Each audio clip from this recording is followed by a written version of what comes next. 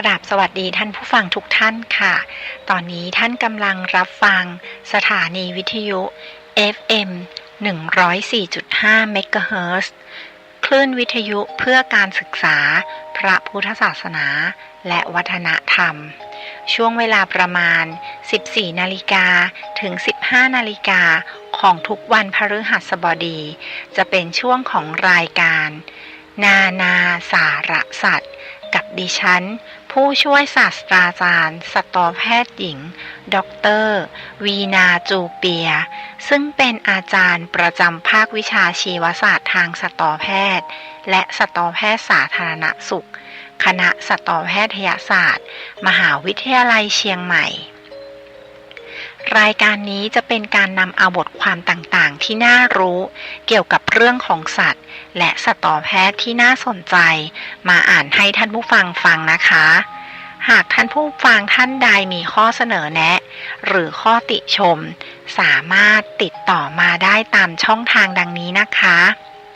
โทรศัพท์ที่เบอร์ 053-948-046 ซึ่งเป็นเบอร์โทรของภาควิชาชีวศาสตร์คณะสัตวแพทยศาสตร์มหาวิทยาลัยเชียงใหม่ขอสายอาจารย์วีนาได้เลยค่ะหรือโทรมาหาดิฉันได้โดยตรงที่เบอร์โทรศัพท์ 081-386-4746 หรือถ้าไม่สะดวกจะโทรศัพท์ก็อีเมลมาได้นะคะที่อีเมล jupia_vena@yahoo.com หรือจะไลน์มาก็ได้ค่ะที่ Line ID win_wet56 ค่ะ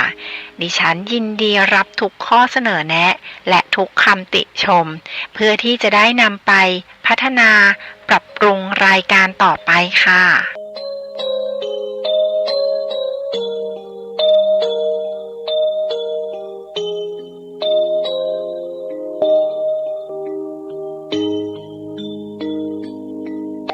กราบสวัสดีท่านผู้ฟังที่เคารพทุกท่านนะคะในวันนี้เราก็กลับมาเจอกันอีกแล้วนะคะท่านผู้ฟังวันพฤหัสบดีเวลาตอนประมาณบ่าย 2 โมงกว่าๆนะคะสำหรับบทความที่ดิฉันเลือกจะนำมาอ่านให้ท่านผู้ฟังฟังในวันนี้นะคะจะเป็นเรื่องเกี่ยวกับเต่าค่ะเรื่องแรกนะคะเรื่องแรกเป็นเรื่องเกี่ยวกับเต่าเป็นเรื่องของเต่ายักษ์ค่ะเป็น World Updateเต่ายักษ์แห่งกาลาปากอสที่คิดว่าสูญพันธุ์ไป100 ปี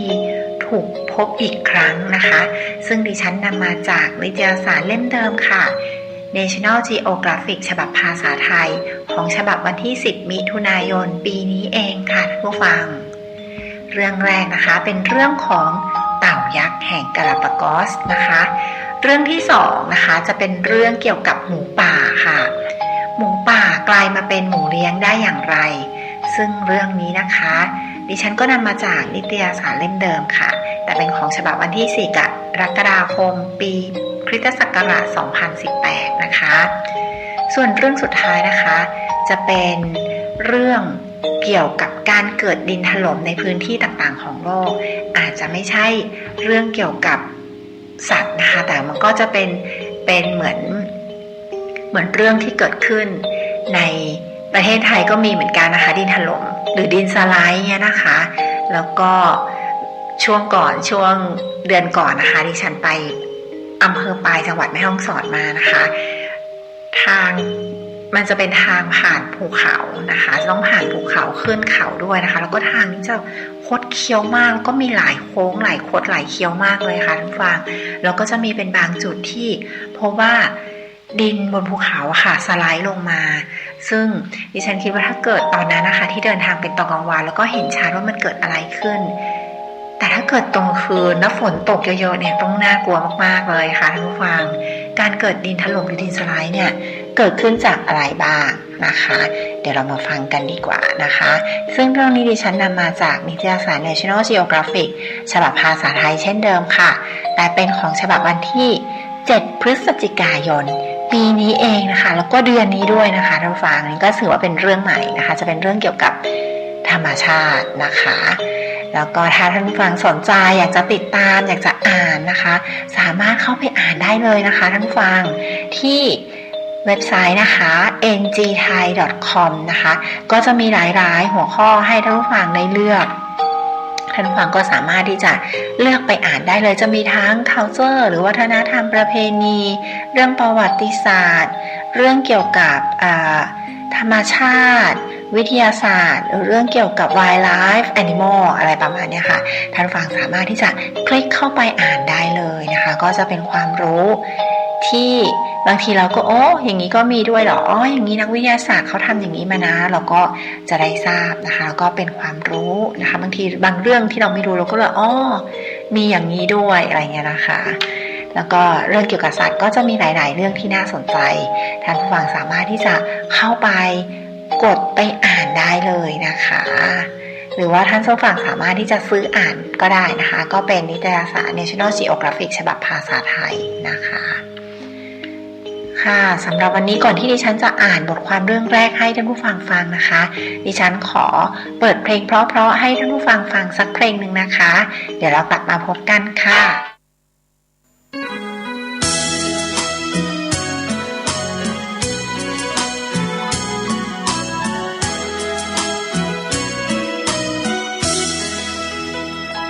วีดวิววางเวงเพลงแห่งพนาวัดดอยศพฟางเสียดฟ้าอยากหาผู้ใดกลายคลำพระเนรผู้น้อยตามรอยแห่งพุทธประธรรมหลวงพ่อเจ้าคุณนุนนำให้ความรู้สิวิไลดังแสงเรื่องรองลอยท่องนภาพระธาตุศพฟางลอยฟ้าส่องแสงเมตตาพาไกลพระบายดีกาถาวรอวยพรตอนใจศรัทธาพึ่งพารักใครเติมไฟให้พระเทียมทันพระอยู่ดอยดุจแสงหิ่งห้อยกลางป่าขจัดความมืดนาสร้างเสริมปัญญาคงมันศรัทธาหน้าที่พร้อมพลีสุขสารพันพระศาสดายึดมั่นความใฝ่ฝันนั้นคือผู้ให้จากแสงเลื่อนลางระหว่างยอดดอยเริ่มส่องประกายใหญ่น้อยความรู้ประธรรมยิ่งใหญ่แต่พระผู้น้อยยังคอยญาติโยมทั่วไทยเยือนฝ่างแม่อายครั้งใด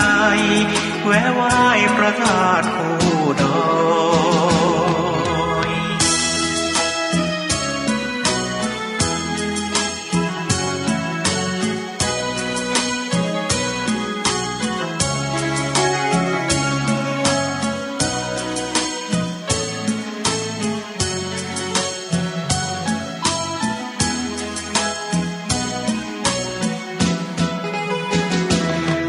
อยู่ดอ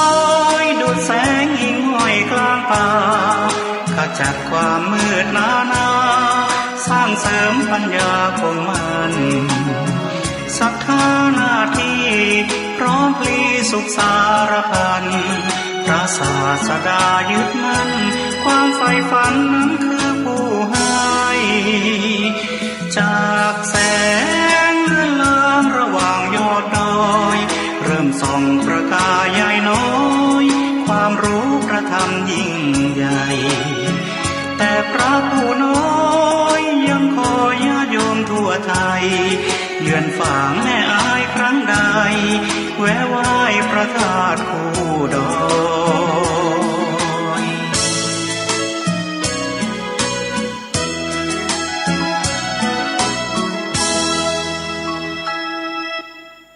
บทความเรื่องแรกนะคะ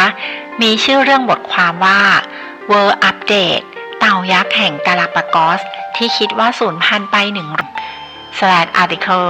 นะคะแล้วก็จะเป็นชื่อของ article ก็คือเรื่องนี้เรียบเรียงมาจากวารสารแล้วก็บทความหลายๆบทความนะคะทั้ง nature.com นะคะ theguardian.com นะคะ theguardian.com นะคะแล้วก็ newscientist.com นะคะซึ่งเป็นบทความที่อยู่ในเว็บไซต์นะคะทั้ง3เว็บไซต์นี้นะคะแล้วก็คุณวิทิตบรม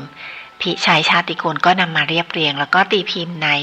นิตยสาร National Geographic ฉบับภาษาไทยนะคะของ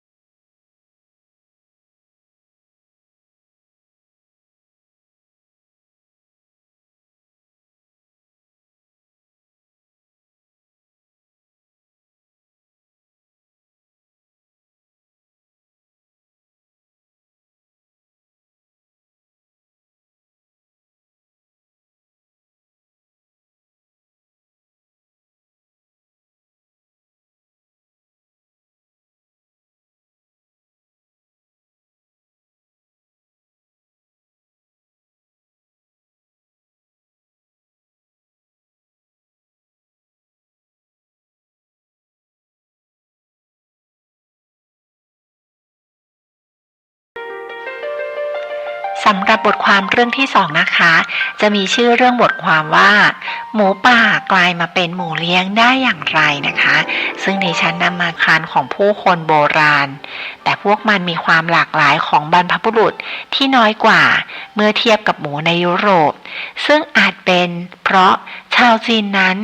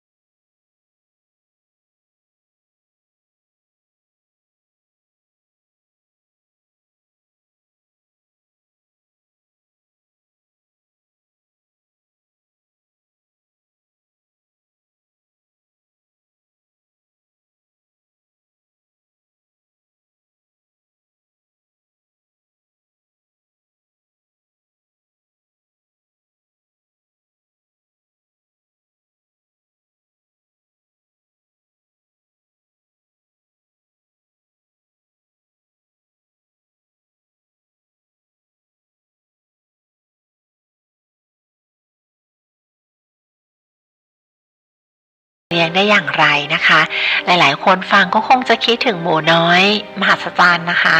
ที่ชื่อว่าเจ้าเบฟนะคะ ซึ่งเป็นหมูในภาพยนตร์เรื่องเบฟหมูน้อยหัวใจเทวดา ซึ่งฉายเมื่อปีคริสตศักราช 1995 นั่นเองค่ะท่านผู้ฟัง ซึ่งถือว่าแบบนี้เป็นหมูเลี้ยงเนาะไม่ใช่หมูป่านะคะ ซึ่งเราคิดว่ามันมีพัฒนาการมาจากหมูป่า ซึ่งหลายๆอย่างการที่มันกลายเป็นหมูเลี้ยงได้แล้วมันมีความแตกต่างจากหมูป่าได้เขาคิดว่ามันเกิดโดยวิวัฒนาการตามธรรมชาติของมันนะคะหรือไม่ก็อาจจะเกิดจากมนุษย์เรานี่แหละค่ะทำให้มันเปลี่ยนไปนะคะอันนี้ก็จะเป็นเรื่องของหมูป่านะคะเรื่องของหมูนะคะค่ะก็จบไปแล้วนะคะสำหรับบทความเรื่องที่2นะคะต่อไปจะเป็นบทความเรื่องที่3นะคะซึ่งก่อนที่จะเข้าบทความเรื่องที่3ดิฉันขอเปิดเพลงเพราะๆให้ท่านผู้ฟังฟังสักเพลงนึงนะคะเดี๋ยวเรากลับมาพบกัน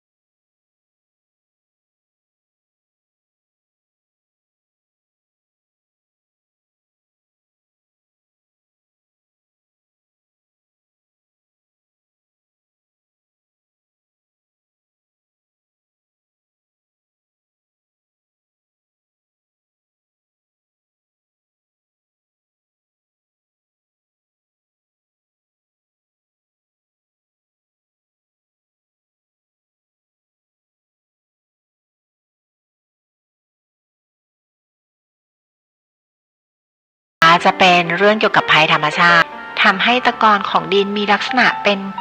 ของไหลที่สามารถเคลื่อนที่ไปบนพื้นระนาบได้เร็วนะคะได้อย่างรวดเร็วและไปได้ไกลอย่างเช่น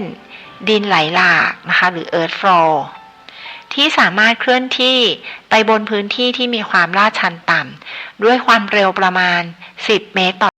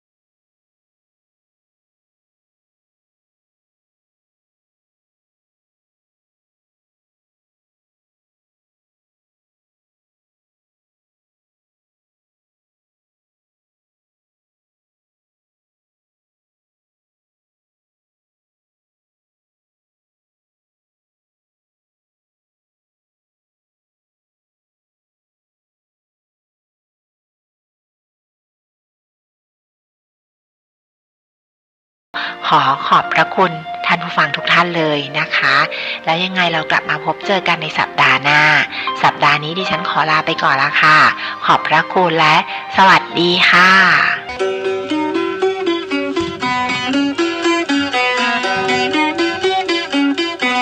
สวัสดีเจ้าพี่น้องทั้งหลายเจิญเอวเชียงให้ต้อยกันเนอเจ้าจังหวัดเชียงให้หูน้ำหูเขาเจิญเอวเนอเจ้าไปเอวเชียงให้ตั้งแต่กรุงเทพสู่แดนแม่สายจังหวัดเชียงให้บ่ไกลขอเชิญท่านไปเอวชมมวลลำขอเชิญท่านไทยจังหวัดไกล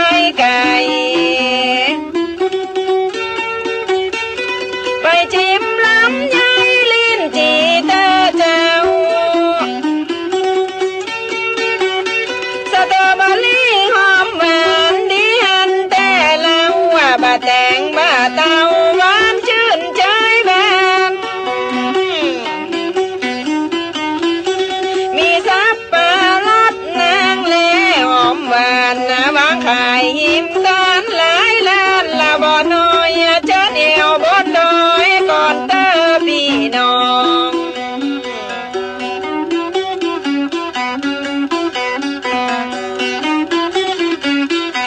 จังหวัดเชียงใหม่อำเภอแม่สาย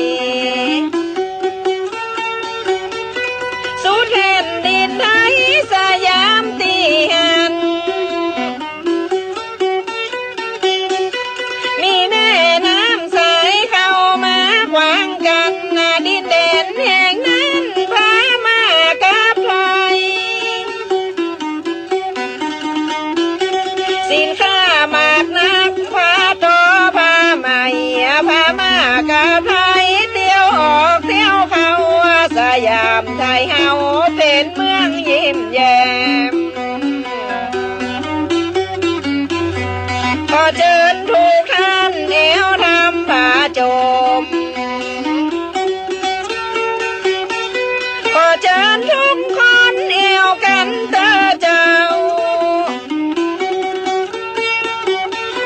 เชิญท่านทั้งหลายถึงหนุ่มถึงเฒ่า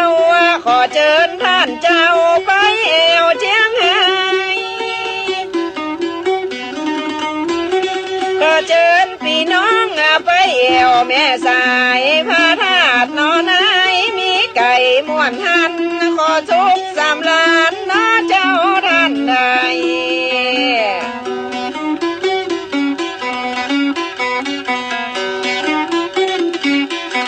ขอเชิญทุกท่านเอวทำผาจมขอเชิญทุกคนเอวกันเตอเจ้า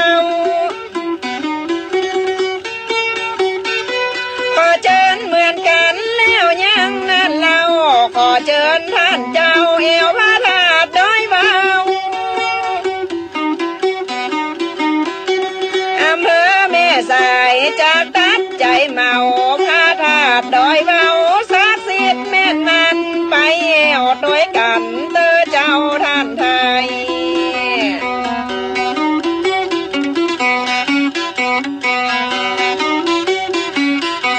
เชิญชวนพี่น้องไปเอวด้วยกันอำเภอแม่จันมวลหลายบ่น้อยเอวดอยตุ้งแงมมีความเรียบร้อยสูงเด่นบ่น้อยตามนักดอยตุงยอดสูงเสียดฟ้าเมฆหมอกมาสูนเอวบนดอยตุงม่วนใจแต่เจ้าเชียงใหม่บ้านเฮาบ่เคยใจหายแม่จันทินนี้บ่มีเศร้าหมองดอยแม่สาลองเชิญไปเอวใดเอวพานางคอยต้อยนอด้านไทยเชิญไป จนได้เอวน้อยนางนอนเอวแม่จะแล้วลงไปเจียงของแวะชมแวะมองเจียงแสนก่อนเจ้าพระธาตุผาเงาสวยงามยิ่งลังพระธาตุผาเงาอยู่เมืองเจียงแสนเอวพ่อกำแพงโบราณก่อนเจ้าสามเหลี่ยมทองคำเอวกันเจ้าออกน้ำผ่านเจ้าแดนสามแผ่นดินจีนใดพม่าปากันหากินแดนสามแผ่นดินเศรษฐกิจกว้างเชื่อมความสัมพันธ์ฉันพี่ฉันน้องไปมีสินค้าเอามาแลกกันวัฒนธรรมแลกเปลี่ยนกันได้แดนเศรษฐกิจของกินของใจแลกเปลี่ยนกันได้หลายอย่างหลายอันแลกเปลี่ยนสินค้าหลายอย่างตัวกันวัฒนธรรมแลกเปลี่ยนกันนี้อบอ้อมอารีเหมือนพี่เหมือนน้อง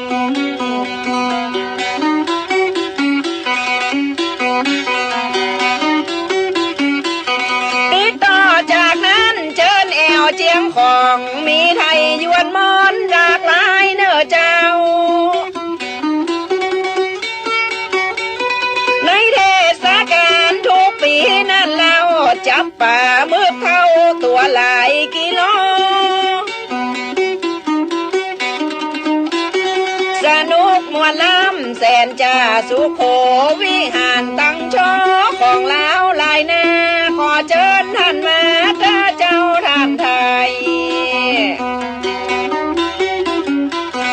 ไทยลาวมวลล้ำสองฝั่งน้ำโขงเมื่อยามค่ำลงนอนพักก่อนเจ้า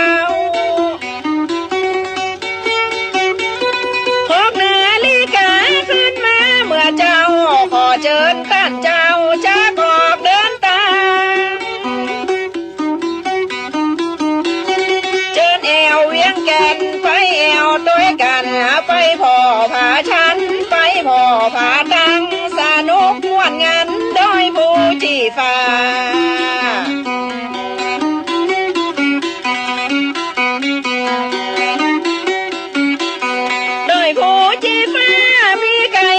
ไก่เอวหาดผาได้ลอยไปผาตังจะขอเชิญชวนเอาเจ้าพี่จันติดต่อจากนั้นเอวสวนส้มโอเชิญจิ้มก่อนเจ้าจิ้มได้เป็นโหลเชิญจิ้มส้มโอเวียงแก่นเนื้อเจ้ารสโอหอมดีรสหวานแต่เรา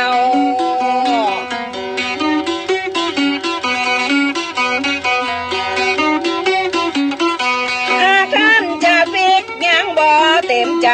ขอเชิญท่านไปแอวเวียงป่าเปล่า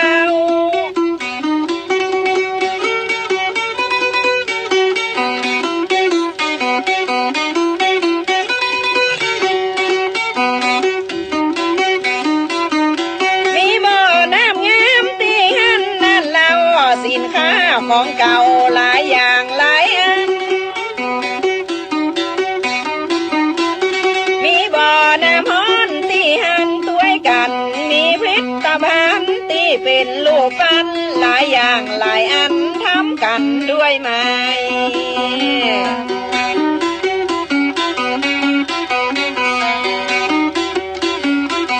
มีลูกปันไม้